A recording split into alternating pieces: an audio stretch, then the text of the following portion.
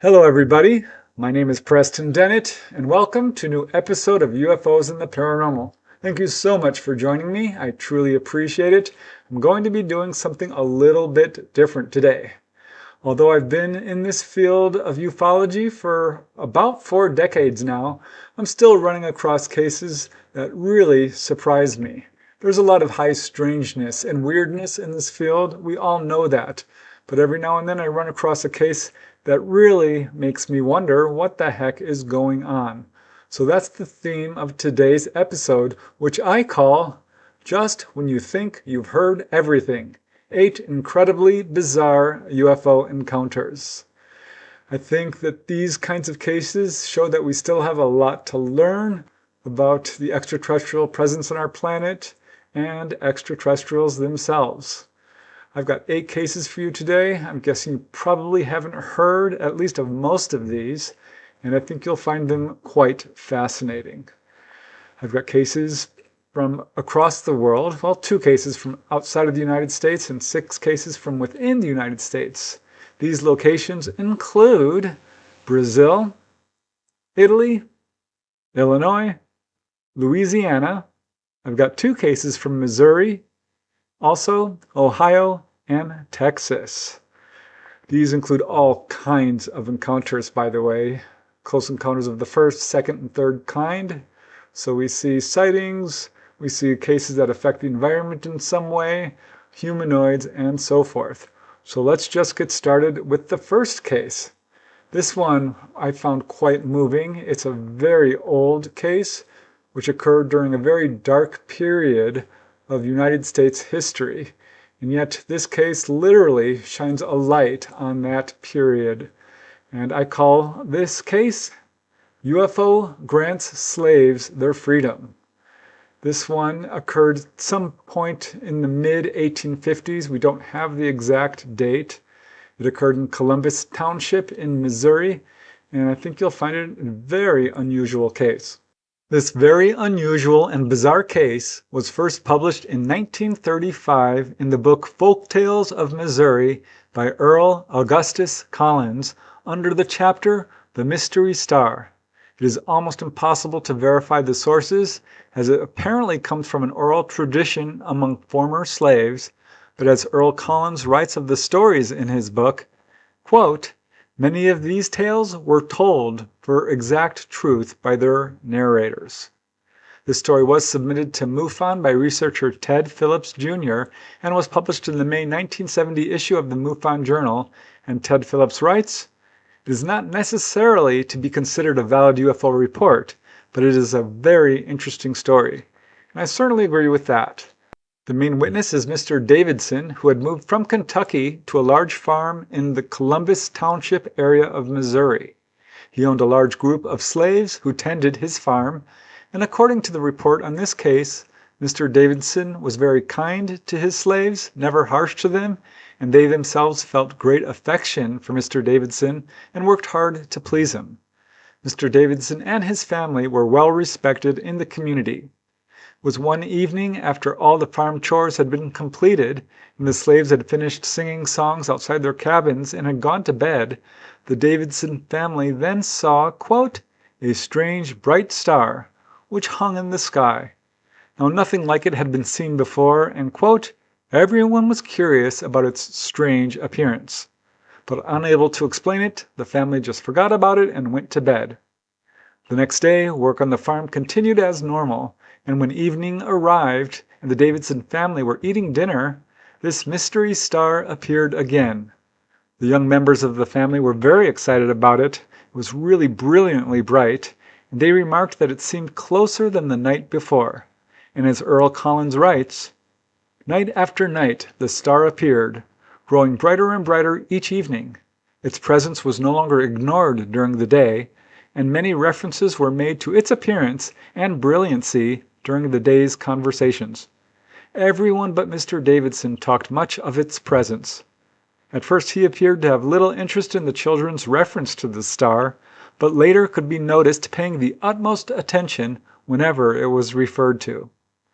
So each night the quote mystery star appeared closer and brighter, and soon it was so close and bright that everyone at the farm became frightened by it. In fact, the children stayed indoors, and the slaves began praying about it, and as Earl Collins writes, "The elder folk were silent. Mr. Davidson went about the day's work silently and gloomily. He was nervous and fidgety. One evening the star seemed to be closer than ever. It seemed to hang between the old log barn and the straw-covered shed near the lower end of the barn lot that served as a cowshed. The moans and prayers from the slave quarters had changed to screams of terror. Mr. Davidson realized that he had to take some kind of action, and events were now about to come to a stunning climax. As Earl Collins writes, Mr. Davidson called his wife and children to him and kissed each one of them. Then putting on his coats and boots, he bade them remain indoors while he went out to investigate. In a few moments he returned pale and haggard. His eyes seemed to stare straight ahead without seeing. He made no answer to the numerous questions asked, but went directly to bed. The star was gone. The next morning, after the family had eaten their breakfast in silence, Mr. Davidson called all of his slaves around him and presented each with a written statement signed by himself giving them their freedom. No one has ever seen the strange star again, nor has anyone ever known what Davidson saw when he went forth that night to meet his great adventure with the mystery star. To me, that case has the ring of authenticity. Yes, it is quite unusual. It's almost impossible to verify, but some of the elements to it really make me feel like it's a genuine case, because we know that contactees are often warned about the dangers of greed and corruption, prejudice in society, division and hate, and this case really speaks to that. I really wonder what Mr. Davidson heard or how he interacted with this mystery star, if he had direct contact with the UFO occupants, because it certainly sounds like it. And it's absolutely a fascinating event, and I certainly hope it's true, because wow, amazing. I'm glad that period of United States history is over. All right, now let's move to the next case, which I found also really fascinating. I think this is a perfect example of what UFO researchers call a display, but it's also got some unusual elements to it that really made me want to include it. I call this one, "I Felt I Had Turned to Stone." This occurred on October 17, 1944 in Milan, Italy, in fact in the heart of the city. There is only one witness who has come forward, though it is a multiple witness case. The eyewitness's testimony is just so detailed, and it's how it affected him, really, that made me want to include this account. This case was printed in the Italian magazine Centro Unico Nazionale and comes from first-hand witness Gioacchino Robatto, who at the time of his sighting was on a special assignment against the Nazis during World War II. It took him decades to come forward with his story. It was October 1944, and Gioacchino was in downtown Milan near the center of the city at the well-known Piazzale Loreto. As the witness says, "Now I find the courage to write to you. I have kept in my mind for 24 years the thing I saw in 1944. I shall tell you what I saw, for I remember it as though it were yesterday, and I shall never forget it." Again, this case is a remarkable example of a UFO display of a craft appearing during wartime. The encounter occurred on the afternoon of October 17, 1944, which, perhaps coincidentally, perhaps not, was the very beginning of the famous Battle of Leyte, when General MacArthur commanded the U.S. Army landing in the Philippines to begin the campaign to liberate that country. And I'll just quote Gioacchino directly. As he says, "I was walking and approaching Piazzale Loreto when I heard people screaming. Instantly my hand went down to my revolver and I advanced towards the screams. I was about 100 meters away at the time. As I reached the people who were screaming, more of them joined in, and the cars and traffic all stopped. All of the people were running, getting behind a shelter, and looking up at the sky over the piazza, very frightened indeed. I looked around quickly and did not see any danger. Then I noticed the people were looking up at the sky. I looked up also, and when I did, I felt I had turned into stone. I could not move. I stood there petrified, with my hand still on my revolver. There it was, a large disk, like a big frying pan without a handle. I thought of copper color, and glowing, as though lights were about it. The sky was limpid. My mind raced through all I had studied, but always the answer was, no, it isn't anything known to me. The Air Alert Patrol turned on the alarm sirens. I stood there and said, oh my God, it must be some secret, devilish new weapon sent by the Germans. It was all of 2 to 3 minutes or longer, but no less, that this disc stayed there directly overhead of the Piazzale Loreto, about 300 meters up from us. Then, though it had stayed quite still over us, in a split moment it completely vanished from our sight. The witness and of course all the others were absolutely dumbstruck. The blaring sirens stopped. Gioacchino stood there for another minute trying to process the incredible encounter. And as he says, I could not figure out what it was I had seen. To this day, I have not seen anything like it again. The people came out into the open again, traffic resumed, and I went on my way bewildered, but never forgetting. Now later, he would become very active in UFO investigations, and believes, like many other contactees have asserted, that the ETs are trying to warn us that we are on the pathway to self-destruction. As he says, the planet Earth is heading towards certain self-destruction, as many of our scientists have recently declared. Contamination, overpopulation, and the like will, before long, lead to the certain destruction of the human race and its habitat. Furthermore, the danger of war is not so remote. Indeed, we see that in recent times we have constantly hovered on the brink of the abyss, yet the irreparable has been averted at the last moment. And we owe much of this to the indirect intervention of those extraterrestrials whose existence we wish to deny. The UFO literature is filled with cases of UFOs that come down and appear to be putting on a display, showing themselves intentionally. And that's clearly what happened in this case. But this is a particularly dramatic example. And I find the timing of it, right towards the tail end of World War II, to be particularly fascinating. And also how the witness himself became an avid UFO researcher and talks about the dangers of our warlike ways. I'm wondering if he perhaps had direct contact, if this was more than just a simple sighting.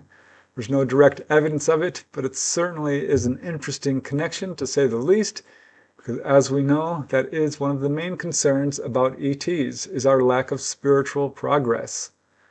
All right, let's move to the next case. This one's quite lengthy and super fascinating. What started out with a simple sighting really escalated into a series of contacts culminating in a CE5 incident that's just off the charts. I call this one, I Was Chosen.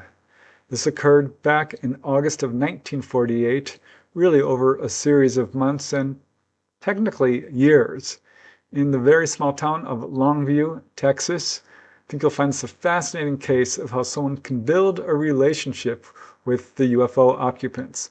This case comes firsthand from the primary witness, Doris Delbert Gregg, who, along with her sister Connie Seipert, published her story in the November 1961 issue of Fate magazine in an article titled, I Am Being Watched by a UFO. One evening in August 1948, Doris and Connie were outside their rural farm on Route 2 outside of Longview, Texas, with their family when they, and as it turned out, hundreds of others, watched a fleet of UFOs putting on a fantastic display in the night sky. For most people, this was just a simple sighting, a close encounter of the first kind. But for Doris and Connie, it turned out to be something much more intense. And as Doris says, unlike the hundreds of others who were watching that night, I was chosen. For what reason I do not yet know, to be put under careful observations by those shining visitors from the unknown. As they swooped across the sky, one great white object rapidly approached an area over the field behind our house. There it slowed and became stationary, so that we could observe the thing in all its shining grandeur. I turned to my sister Connie, who was standing beside me, and exclaimed, "I wonder if that thing has intelligence, and if it is as interested in watching us as we are in watching it."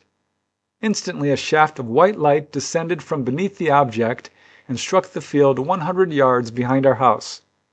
Then it moved towards us until we were completely bathed in white light. My sister and I were utterly astonished and tried to look upward into the shaft of light, but my mother, Miss Lonnie Williams, became frightened and turned to run into the house.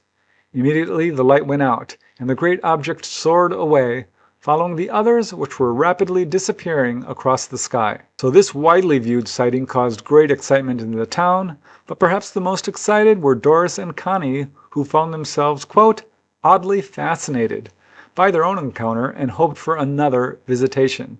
And as Doris says, "Our wish was granted quite unexpectedly one night 2 weeks later." Doris had been late in preparing supper, and by the time she was finished, she was tired and had lost her appetite, so she decided to just go sit on the porch while her husband and her sister Connie ate dinner at the table. She wandered off the porch to the front lawn to stare at the stars and think about their UFO encounter, and that's when the UFO returned. As Doris says, "I was about to return to the porch when I noticed a glowing light suddenly come into view in the dark sky. It seemed to be approaching our house from the northwest, moving slowly and in complete silence. As it descended, I could see a glowing object pulsating with light, expanding and contracting at regular intervals." So at this point, Doris called out for her sister several times until finally Connie came out asking, "What's the matter?" And Doris pointed to the object in the sky. And as Doris says, "I stopped short, for the light was rapidly disappearing across the field, rising higher into the sky as it went. We stood there staring after the thing." So both sisters marveled at the return of the object and wondered about its significance. Would it come again? 2 weeks later, it did. It was dusk. Doris, her 3-year-old son, her sister Connie, and their mother were at her mother's farm, which was about a quarter mile from their own. They were sitting on a quilt outside and enjoying the solitude. And as Doris says, "I stretched out beside my child on the quilt, listening to my mother and sister's conversation. I was about to fall asleep when I saw a very peculiar light rising slowly from behind the dark outline of the trees. I pushed myself to a sitting position and called Connie's attention to it. We all stared at the odd light, which, as it cleared the treetops, became stationary, appearing to hover, expanding and contracting at regular intervals for several seconds. Then it began moving slowly towards us. The thing was clearly visible against the night sky. It frightened my mother, who ran toward the house, but my sister and I stood our ground. Suddenly, the quiet was broken by the terrified screams of my little boy, who'd awakened and, seeing the pulsating light, began crying in terror. We tried to quiet the baby, and I hugged him close against me. "Look, it's gone," my sister whispered. I looked, and sure enough, the night sky was empty again, except for the stars. Now, at that point, immediately the phone in the house began ringing. It turned out to be their neighbor, who had also seen the UFO and wanted to know if they had also seen it. They, of course, told her yes, and that they didn't know what it was. So this was the third visitation in a period of weeks. And if Doris and Connie had been fascinated before, now they were bordering on obsession. It appeared that the UFO was showing a very personal interest in them. As Doris says, "After that night, Connie and I spent every evening sitting outdoors, watching for the light to return and wondering how, if it did, we could contact it. Finally, we formed a plan which we felt reasonably certain would work." So it wasn't long after this that Doris had another startling visitation. She had gone to bed one evening around 1:15 a.m. 1.5 hours later, she was awakened by the sound of rushing wind, and she thought at first it must be a storm coming in. It wasn't. It was the UFO. As she rushed to the window to shut it, she noticed that the curtains were perfectly still, and so were all the leaves on the shrubs outside the window. And then, looking outside, she got an incredible shock. As Doris says, The front yard was bathed in white phosphorescent light. I pressed my face close against the window screen. I saw that the large, thickly leafed magnolia tree in our yard was being twisted and shaken violently. It seemed as though it would be torn from the ground. I watched in astonishment. I noticed that the eerie light was growing more intense. I left the window and ran into Connie's room to awaken her, and when we both rushed back, the light was gone. The yard lay quiet and dark. Doris knew it was the UFO, but now that it was gone, she and Connie sat in the kitchen and talked about their plans to try to make contact. Connie said, "The time has come to try our plan. Tomorrow night we'll be prepared and we'll find out if this glowing whatever it is really interested in contacting us." Now they of course had never heard of what we now call CE5s or human initiated contact. At that time nobody was talking about such things. So when the next evening came, they got a very powerful flashlight and drove off into an empty field just beyond their farmhouse. They put a blanket on the roof of the car and lay down on top of it. Doris's baby lay between them. They then began their CE5 protocols. As Doris says, "We'd arranged beforehand to use the same number of flashes from our light and space them at the same intervals as we had noticed the strange objects had used each time we'd seen them. We started our signals while we concentrated mentally on establishing contact. For almost an hour we lay there quietly with no sound except the occasional soft scuffling noises under the car made by our large mongrel watchdog who had come out to watch us. The soft purring of our two gray cats snuggled warmly against our legs was more felt than heard. We took turns sending our flashing signals toward the dark, star-dotted sky while we watched and waited for an answer. The experiment worked because suddenly the UFO showed up overhead. They sat up and stared at it in wonder, and Connie whispered, "Now for the test." As Doris says, I raised the flashlight and sent the signals upward in a steady, unfaltering succession directly at the object. Almost immediately, the light began to move in our direction. Then it stopped and went out, then lit up again. It did this several times, always coming closer and duplicating exactly our signals. So Doris said at this point, "Think hard. Think that we want it to come closer." And as Doris says, as soon as I said that, the light went out again. But a few seconds later it reappeared, much closer and larger, almost the size of a small washtub. I signaled again, and the light seemed to shrink and expand in the same number of answering signals. Then it moved still closer and became stationary again. The huge dimensions of the thing became quite apparent to us. I was strongly affected by the awesome spectacle, and I wasn't alone. From beneath our car, deep-throated growls told me that our dog saw it too and was alarmed. Even the cats stood stiffly humped, emitting the little yobbling noises that cats make when they are frightened. The baby stirred restlessly between us. So at this point, Connie also became frightened, and she gripped her sister's arm and gasped, "Don't signal it anymore, Doris." But it was too late. As Doris says, there was no need to signal it again, for the enormous glowing shape was floating on down towards us with the buoyancy of a gigantic bubble. As I watched its descent and approach, I felt the great mass of the thing, a tremendous controlled force. When it stopped again, it was not more than 100 yards away and probably 30 feet above the ground. We saw a huge, undulating sphere of vibrating yellowish light that was laced around and throughout with veins of deepest orange. The great globular mass gave off no heat, no smell, and no sound. It just hung there waiting. The next instant, our cats let out squalls of terror and fled. Our dog snarled furiously. I could hear him in the darkness as he went growling across the yard toward the house. The monstrous light was coming closer. The baby began whimpering in his sleep as if he sensed something frightening. For a split second, my sister and I exchanged looks over the baby's tiny form. Then, with a quick movement, I snatched him into my arms. We both turned and slid feet first from the car and struck the ground, running like crazy towards the dark bulk of the house. When we reached the porch, we skimmed up the steps and into the house to stand just inside the open front door, shaking and breathless, trying to quiet my wailing baby. So Connie peered out the door to check for the UFO, and she said, "It's gone." Doris poked her head out and verified that yes, the UFO had left. Connie asked her, "I wonder what would have happened if we'd stayed?" And Doris replied, "I don't know." Both were actually surprised by their own strong fear reaction and that of the dogs. They speculated that the UFO had left because of their strong fear of it.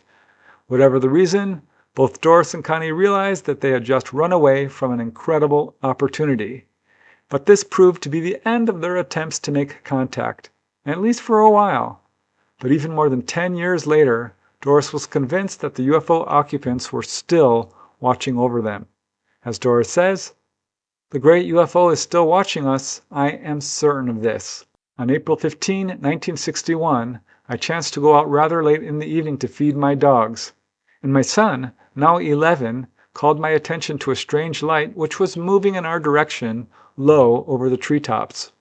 I watched as the thing moved closer, then stopped, and for a full minute deliberately blinked out its rhythmic signals. Then it contracted until it seemed just to disappear.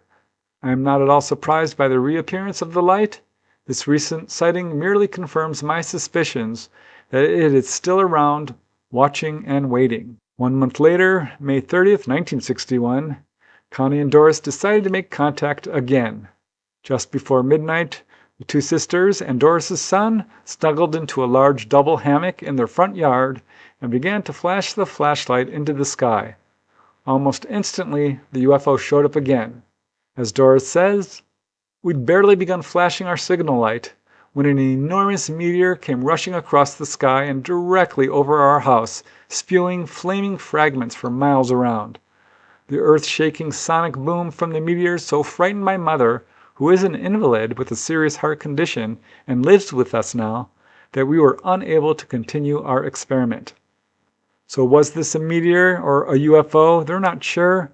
But Doris says that she hopes to try again to attempt making contact, but whether or not she did remains a mystery because that appears to be the end of her story. But it's actually not, because if all this isn't strange enough, Doris Delbert Gregg also says that one night in July of 1958, she saw what we now call a dog man. As Doris says, "This strange experience happened to me one night last July in 1958 when my husband was away on business. I had pushed my bed close to a large window, hoping to catch the cool breeze from a thunderstorm which was gathering on the southwestern horizon.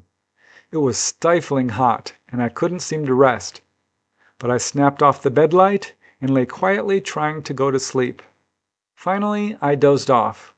How long I slept I do not know, but I awakened with a start. A faint scratching sound was coming from the screened window beside my face.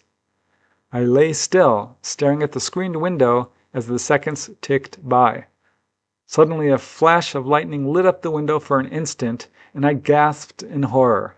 A huge, shaggy, wolf-like creature was clawing at the screen and glaring at me with baleful, glowing, slitted eyes. I could see its bared white fangs. I grabbed my flashlight from the night table nearby and leaped from the bed. Then I shot the beam of light towards the window in time to catch another glimpse of the monstrous animal as it fled away from the open window, across the yard, and into a thick clump of bushes near the highway.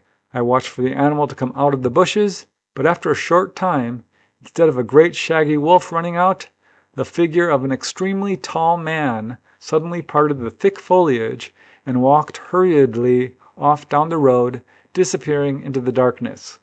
Cold prickles of fear ran over me. I closed the window and locked it, and I slept with a bright light on in my room the rest of that night. How cool is that? I mean, it's just a lovely, detailed story of someone who had direct contact and came very close, I think, to being taken on board. It's such a shame that they ran away when this UFO finally came down, because that's what they asked for. Perhaps you can look at this as a cautionary tale of what might happen when doing CE5s. You might get a little bit more than you bargained for. Also really fascinating to me is that she also describes a dogman encounter. No direct evidence that this is related to her UFO encounters, But I wonder about it. Maybe these were the ETs, because there are certainly reports of dog-like extraterrestrials. I don't know, just speculating there. Either way, it's still a fascinating story. Now let's move on to the next one. This one is really well verified and got quite a bit of attention at the time. I call this one The Peach Tree and the UFO. This one occurred on July 22nd, 1955 in Cincinnati, Ohio, and it was heavily publicized in newspapers.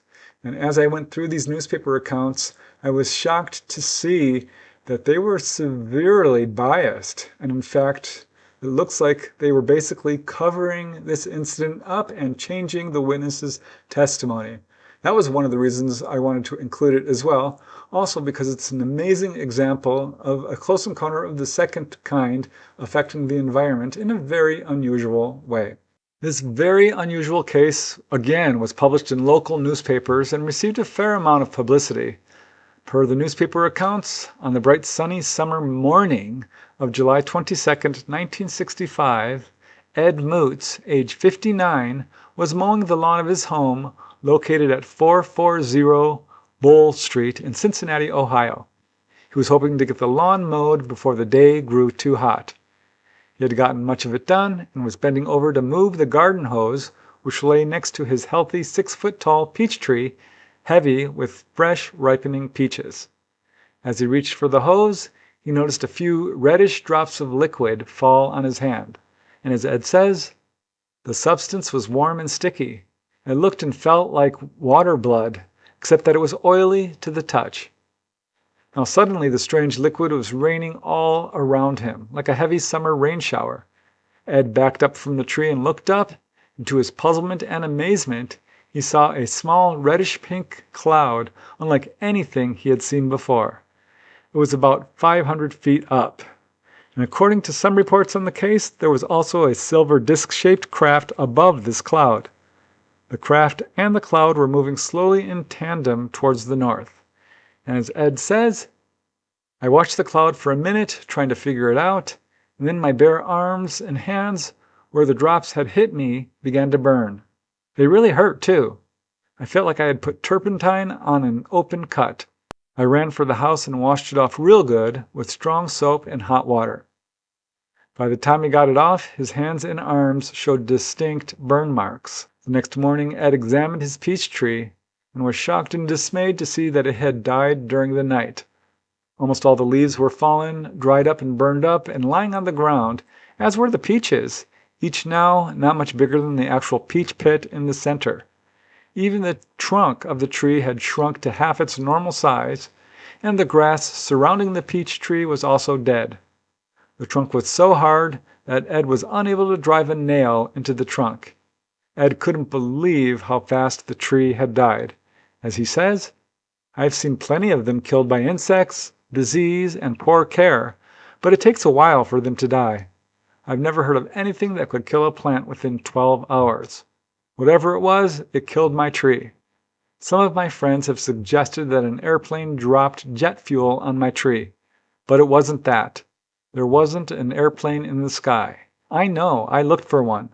Furthermore, that cloud was the only cloud in the sky. Now, nor does Ed believe it might have been a cloud produced by some chemical plant, because as he says, I've lived here for 15 years and it's never happened before.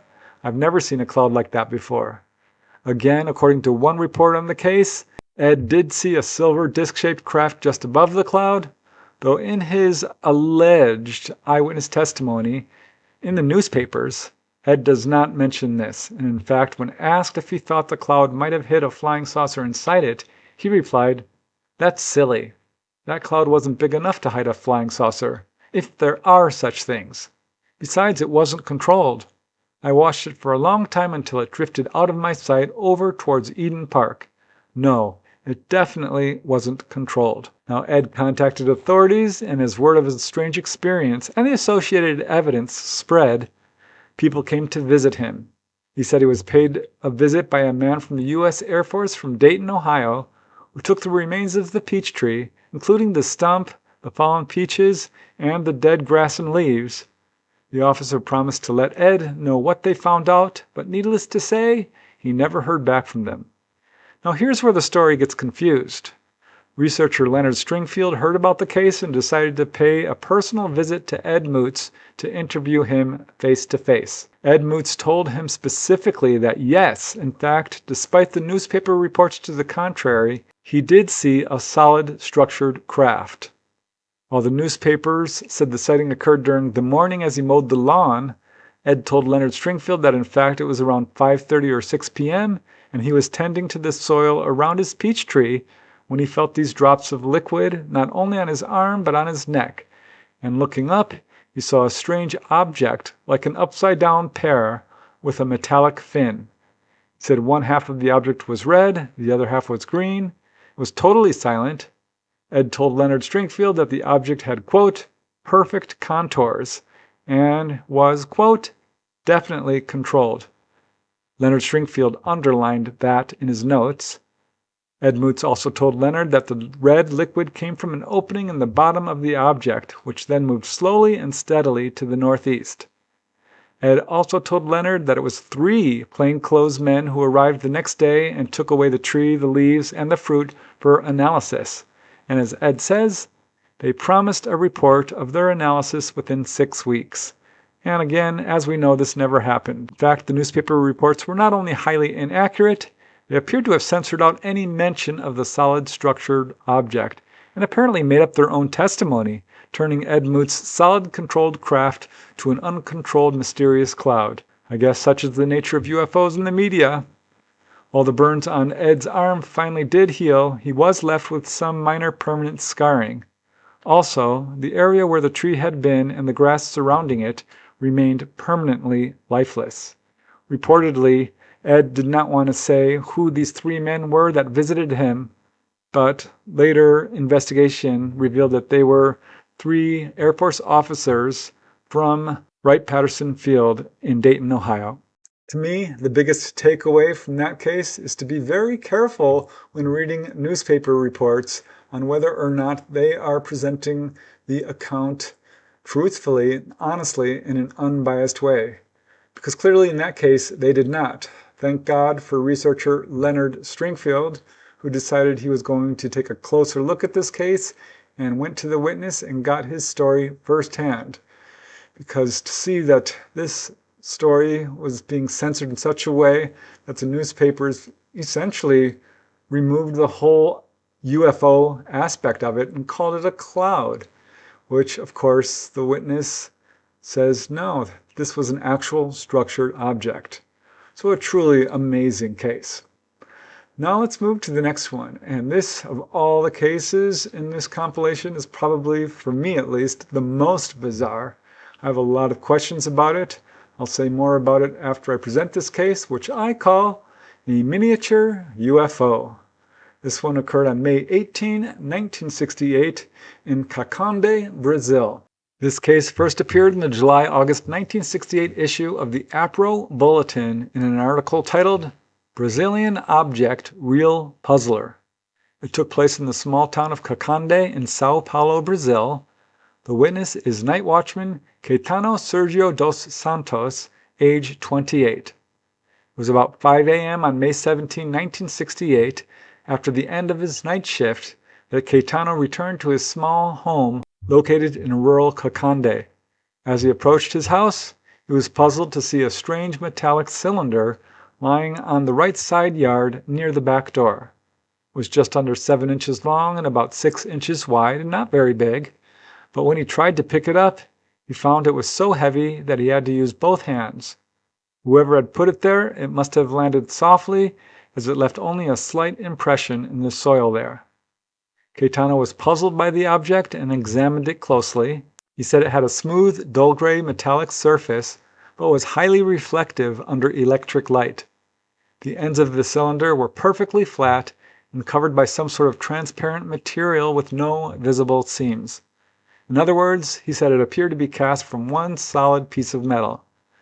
Transparent ends showed what appeared to be a dial with a pointer and 5 markings with what appeared to be symbols resembling numbers, and next to them more complicated, almost hieroglyphic-like symbols.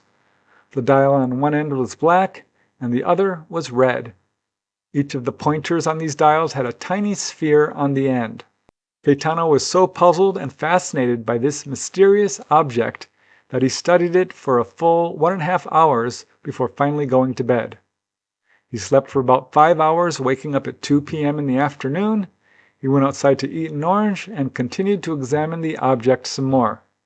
As a plane flew over, he watched the dials to see if they would react to this. Of course they did not. He tried dashing the object to the ground to try to affect these dials, but they remained perfectly stationary. His children wanted to touch it, but Gaetano warned them to keep away from it. He did show it to his neighbors and said, quote, "Look at the clock I found in the yard." But he soon had to go to work. So he decided to place this object on the top of a 6-foot separation wall in their bathroom between a small oil lamp and a few bars of soap.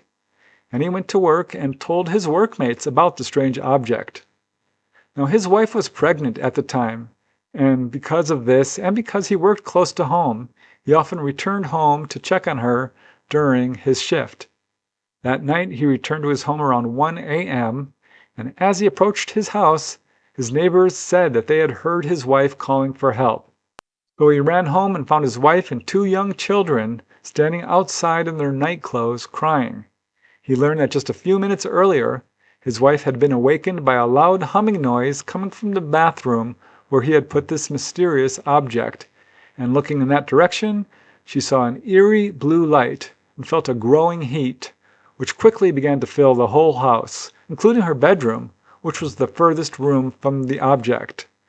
She tried turning off the electricity, thinking there was some short or something going on, but this object continued to hum and grow in brightness and heat. Finally, the sound, the light, and the heat became so intense that she and the children were forced to evacuate the house, and this was when she began to call for help. Moments later, there was a tremendous noise, like a clap of thunder, and she saw the tiles from the roof of their house raining down around them. The humming sound was now gone. There was no more light, no more heat, and an eerie silence reigned. This was when Gaetano arrived. Together they entered the house and were shocked to see that the strange object was gone, and directly above where it had been, there was a gaping hole in the ceiling and roof of their house. After things calmed down a bit, Gaetano went to a bar where his friends were hanging out and told them what happened. This case generated great interest among investigators, but there was no sign of this mystery object, and whatever it was, a secret government machine or an unknown alien artifact, it remains a mystery. While that case is very well verified with multiple witnesses and pretty thoroughly investigated, it's such a shame that they didn't get a drawing of this object or perhaps a photograph, given that the man did have this in his possession. Is this a UFO, extraterrestrial? I'm leaning towards not. I think probably that this was some sort of reverse engineered technology. But even so, if it is, I still have a lot of questions about it. I mean, how can this thing fly around if it's this hunk of heavy metal? It's just a bizarre case in so many ways, and really an interesting addition to the literature on UFOs. I really wonder about it. All right, now let's move to the next case, which I call UFO Truck Stop. This one occurred on March 4, 1969. It's a single witness case. It occurred in Plainview, Missouri. The witness is clearly honest and sincere. This case also got a lot of publicity, so you may have heard of it before. It's an excellent example of a close encounter of the second kind, but some of the effects here are really unusual. Due to its unusual and bizarre features, this case received a lot of attention from UFO researchers and was actually published in several UFO journals, including the UFO Investigator by NICAP, Skylook by MUFON, and the APRO Bulletin and Saucer Scoop, and in more than a dozen newspapers across the United States. At the time, Missouri was receiving a flood of reports, but among the strangest of them all was the encounter of a postal carrier and former marshal for the city of Elmer, William R. Overstreet, age 50. It was on the morning of March 4, 1969, that William had left his home in Elmer and was making the 12-mile-long drive to Atlanta to begin his shift. It was around 6:40 a.m., now just past dawn, bright enough for him to see well, and he drove eastbound on Highway J.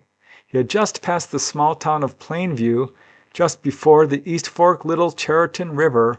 He was about 4 miles west of Atlanta in Missouri when he saw something that would change his life. As William says, I noticed a large red object about 1/2 mile to the right of me in the field. It was traveling north and I was going east. When it came upon the road in front of me, it turned the same way I was going. Judging from the width of the road, the object was about 100 feet across. The lower edge of the red glow was about 50 feet above the ground. It seemed to stop for a second as it turned the same direction I was going. Now, William had never put much stock in stories about UFOs, but it now occurred to him that he was looking right at one. Little did he know, his encounter was about to become much more than a simple sighting. As William says, as I came closer to it, a real strong white light came down upon the road in front of me. The light was at full width at the top and came to a spot about 8 feet across the road. The light magnified the chat, the gravel, on the highway to about the size of golf balls. This light beam that came to the ground was extremely hot. The heat came through the windshield of the truck so bad that it felt like I was sitting out in the sun on a hot summer day with the car glasses rolled up. By this, William means that it felt as if all the windows in the car were rolled up on a hot summer day, but in fact, it was a very cold morning, below freezing, and there was still ice around the edges of his windshield. But upon encountering this UFO, very quickly the ice melted, and as William says, when this beam came to the ground, the object changed colors. The center part changed to a bright blue with a quivering sensation. Around this blue was a wide red band, then a small yellow band on the outside, which glowed like bubble lights and made the yellow band look like it was turning clockwise around the rest of it. The light was extremely bright. I could not see through this glow. I couldn't tell what this material was made of. I could see no windows or doors. There was also no sound. Events were now about to escalate to an alarming degree, because as William says, I started moving up closer. I had my two-way radio on and was trying to talk over it, but it seemed that my signal was not getting out. When I got close to the beam of light, my truck motor quit, and also my radio. It seemed that the battery in my truck was dead. The light was so bright, I had to pull my sun visor down and shield my eyes with my hands. I released the clutch and let the truck coast. When the beam moved from me a few feet, I heard static on my radio and let the clutch out, and the motor started. I moved up slowly this time. When I got within 6 feet of the beam, the motor started missing. I gave it more gas, and it died again, as before. The radio went out also. When the object moved away from me, the truck started again. I dropped back away from it, then followed it about 4 miles. It moved about 3/4 of a mile down the road with the beam down, then changed back to its original color, which was a bright red. It stayed about the same height above the ground, went up and down with the contour of the ground, and was traveling about 40 miles an hour. It flashed once more as it crossed a high line. It followed the side of the highway until it crossed Highway 63, then it veered off to the southwest, then it went out of sight. Now there is a tall tower about 160 feet high at the junction of Highway J and Highway 63. As the object moved by the tower, William was now able to get an accurate estimate of the altitude of the object and believed it was about 40 to 60 feet above the ground. As per the mail carrier motto, through the rain, snow, sleet, or hail, the mail must be delivered, well, apparently this also includes UFOs.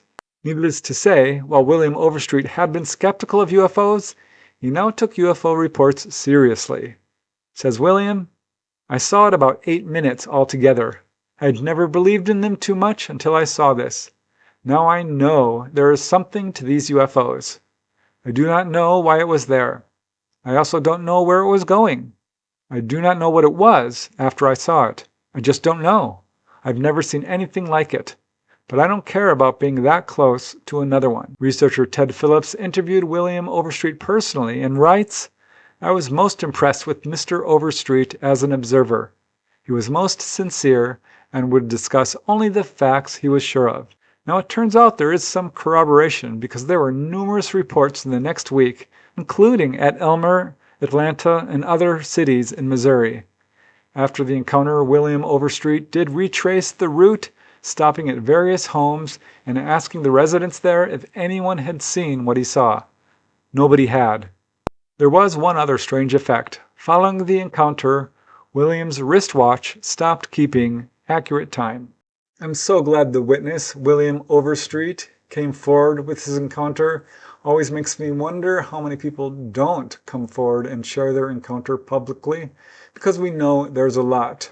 Wouldn't surprise me one bit if there are more witnesses to this account, but even the witness himself was not able to locate any. But such a fascinating example of someone encountering a UFO on a lonely highway with some really interesting effects on his vehicle. Of course, there's a lot of cases where UFOs come down and turn a person's car off and cause static on the radio and so forth, which obviously happened in this case. But to me, there was that really interesting effect of him looking through the beam of light from the UFO and saying that the items that he saw through the UFO, particularly the gravel on the road, appeared to be magnified. I don't know that I've ever heard that before, but it's a great example of what appears to be an intentional encounter, because this UFO came from the side of the road and moved directly in front of the truck and basically forced William Overstreet to follow this UFO for some 4 miles. So I have to believe that the UFO occupants were perfectly aware that William Overstreet was looking at them. I don't know, it's an unusual case, and that's why I wanted to include it. All right, now let's move to the next case. This case involves a type of UFO encounter that's quite rare, but the number of cases like it are growing. This is what UFO researchers call a car lift case. And in fact, I did a whole video on car lift cases, and this one is one I wish I had known about earlier. So that's one of the reasons I wanted to include it. It's also interesting because there were basically 3 occupants in the car when they encountered this UFO. So I call this next one, UFO Levitates Family in Their Car. This occurred on November 30, 1969 in Plainville, Illinois. And it is a fairly brief incident, but I think worthy of closer attention. This next case appeared in the MUFON Journal in an article titled, "Car Rises from Highway as UFO Passes Overhead." This is by the former director of MUFON, Walt Andrus Jr., and it's clearly one of several rare car lift cases. It was just after sunset at 5:30 p.m. on November 30, 1969, that 3 members of the Ator family, including the father, Russell Ator, age 46, his wife Betty, age 43, and their young son Alex, age 11, were driving northwest along State Highway 96 between Plainville and Payson, Illinois. They were moving at about 55 or 60 miles per hour when suddenly Alex saw a fast-moving, glowing red object to the right. He saw it first. It was moving west in a straight line directly towards them, about 700 to 800 feet away. But very quickly, both his parents saw it too. Quickly darted off or disappeared, but it was immediately followed by a much larger craft, what first appeared to Russell to be a circle of red lights. This object was also heading directly towards their vehicle, and as it quickly drew closer, they could see that it appeared to have an equilateral triangular shape with rounded corners. It was glowing with a fiery red neon light, and it was very low, much like a plane coming in for a landing. It appeared to be about the size of a small plane. As the object moved closer, it descended even lower, and it seemed to almost turn and swoop down directly over their vehicle. Now at this point, Betty became frightened. 11-year-old Alex was very intrigued. Russell says he was pretty busy with driving and was not able to pay close attention to the object, But here's where things went from strange to bizarre, because as the object passed directly over the car, seeming to turn towards them, Russell and the others felt the car seem to rise above the highway. In fact, he estimates that they were levitating about 10 inches above the road. The object quickly moved off, now ascending and turning and disappearing over some trees to the south. The car returned to the highway with an audible thump. When speaking with investigators, the witnesses felt certain that the levitation and the thump when the car settled back on the road could not be attributed to any dips or bumps on the highway. They estimate that the object was in view for no more than 7 seconds. They heard no sound coming from the object, nor was their vehicle or they themselves physically affected, other than, of course, the apparent levitation of their vehicle. Walt Andrus praised the MUFON investigator who looked into this case and called the case, quote, a fine, detailed account of a very interesting event. The car lift cases are so interesting to me, and some are clearly accidental with UFOs just kind of flying over a person's car and lifting them up, but I think most are not. And the fact that this UFO turned to actually come directly over the car and lifted up just a few inches off the road for just a few brief seconds. To me, this sounds intentional. Of course, we don't know. That's pure speculation, and it was a very brief encounter. But all 3 witnesses felt absolutely certain that this UFO lifted their car off the road. Why? I don't know, but it's my speculation that this is sort of a introduction for people to let them know that UFOs are real in a way that they absolutely cannot deny. All right, now let's move to the last and final case in this compilation. This one is definitely a case I've never heard before in terms of the details the witness describes, and it's got some really fantastic elements to it, which is why I wanted to include it. I call this one The Energy Blobs. This one occurred on December 22nd, 1993 in Baton Rouge, Louisiana. And I've got something to say about the details of this case after I present it, but let's get to it. Some cases are extremely bizarre and very difficult to categorize, such as this encounter reported to MUFON by a gentleman who is anonymous. I'll just call him Charles. That is, of course, a pseudonym. He reported his encounter about 21 years after it occurred. It occurred in Baton Rouge, Louisiana.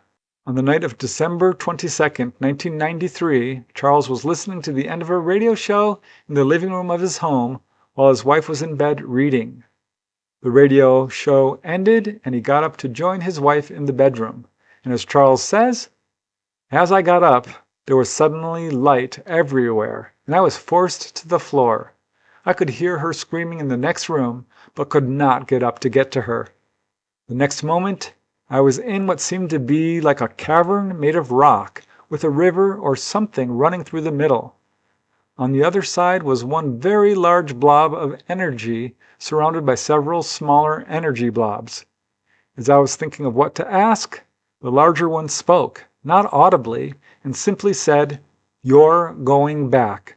It's not your time yet." Immediately, I was back on the living room floor, hearing my wife screaming, "Stop! Stop! Stop!" over and over. Now, Chuck was a young man and quite strong, though he said it felt as though he weighed hundreds of pounds as he struggled to pull himself up off the floor. There was still blazing white light filling the house, and the radio was making strange noises. With great effort, Chuck finally made it to the bedroom. He found his wife still screaming and holding her head. The light now quickly dissipated, and the radio began to play normally. Chuck immediately asked his wife, "What happened?" She used her index finger to point to her forehead, right where the third eye is, and said, "They wouldn't stop poking me in the head." She repeated this several times. She apparently did not see anything. Eventually, they both calmed down and went to bed, and as Chuck says, oddly, we never spoke of it again. Now, it was during all this time that all kinds of strange things were happening, and one involved the disappearance of Chuck's wife's silver jewelry. As Chuck says, the entire time we lived there during her pregnancy, small items of silver jewelry would come up missing every so often. She initially thought it was me hawking it off for pot money, But I wasn't, and I knew it. Every time something would come up missing, there would be a small, perfectly formed, conical deposit of something like soot on the bathroom floor. There was no vent or pipe or any other source for the soot. Now, the mystery to the missing jewelry came to an inexplicable end shortly after the strange encounter with the energy blobs. As Charles says, shortly after our experience, my wife went in for delivery. The next day I went home briefly to gather supplies for the hospital stay. There on the floor was a spot of soot. I opened the cabinet to get towels, and on the shelf, arranged in an intricate pattern, was every piece of silver jewelry that had ever been missing. Now, Charles and his wife are still unable to explain any of this, but Charles does admit to having a lifetime of unusual experiences. In fact, as a young child, he says he was visited and communicated with beings that he used to think were angels. He grew up in a strict Catholic family and really had no other interpretation for what he was experiencing. But as an adult around 2011, while living in Seattle, he was watching TV in the middle of the day when suddenly he found himself in a strange and unknown location. As Chuck says, I was paralyzed in a bed in a large circular room with an observation window above me and what appeared to be an Asian woman watching me through the glass. There was someone else being moved in another bed behind me, and as they passed, they screamed out for help. But I remained oddly indifferent and just focused on the woman watching me. Then I was back in my own bed, with two energy blobs next to me vibrating.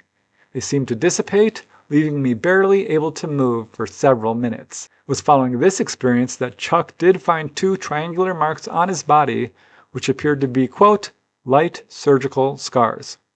Later, he would find other mysterious marks on his body. He eventually contacted MUFON, stating specifically that he is a member of Mensa and is not mentally ill or addicted to drugs, and he added that he is suffering from insomnia, sleeping only a couple of hours per night, and that his health is deteriorating. And he contacted MUFON because he is looking for answers as to what is happening to him and why.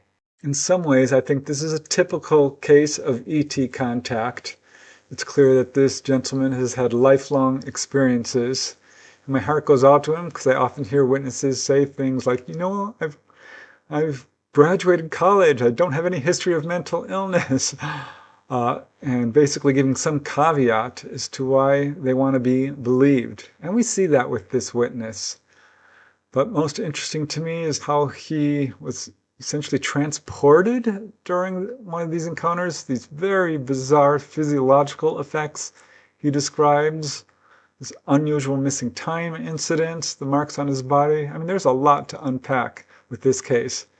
To me, the most fascinating part was he kept finding these little piles of soot, and the jewelry from his wife kept on going missing. And of course, at one point, it all comes back, and he finds it all in the closet. Now that is absolutely, and I think you'll agree, bizarre. But it's not unique. I know of a number of cases where people have worn jewelry during their encounters only to later have it returned. There was a lady I interviewed who had an incident on Catalina Island. The ETs took her ring, and later she found it on her dresser. I know of other cases just like that. And in fact, many people don't know this, but that happened to Betty Hill. She had jewelry on when she was taken with her husband Barney in New Hampshire in the 1961, a very famous case. But later, following this incident, she came into her house one day and saw a pile of leaves on her kitchen table, and inside of it was some jewelry that she had been wearing during her incident. It's just crazy, really bizarre, and just such an interesting and unusual detail. So there you go. 8 cases, each showing that there's still quite a bit to learn about ufology, the extraterrestrial presence on our planet, and what exactly is going on here. Just when you think you heard it all, you haven't. So thanks, guys. I truly appreciate it. I hope you've enjoyed this episode and perhaps learned something. And until next time, keep asking those hard questions. Keep searching for the truth. Most important of all, Keep having fun, and I'll see you next time, I hope, for another episode of UFOs and the Paranormal. Bye for now.